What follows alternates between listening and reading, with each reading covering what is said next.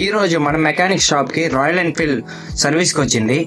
ఈ బండి ఏమేమి ప్రాబ్లం చూసి ఆయిల్ చూసుకున్నారు అంటే ఎంత బ్లాక్ అయిపోయిందో. ఆ తర్వాత మెయిన్ కంప్లైంట్ ఇది, ఎక్కువ ఆయిల్ లీక్ అయిపోతుంది ఈ పక్క ఇంజిన్ పైన నుండి.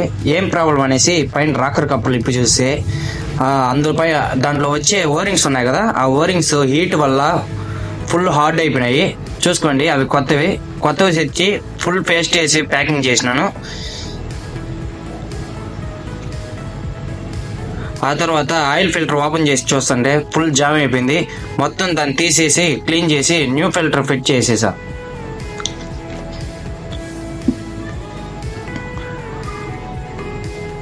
ఆ తర్వాత రాయల్ ఎన్ఫీల్డ్ క్యాన్ 2.5 లీటర్ తెచ్చేసి పోసేస్తున్నాను. చూడండి,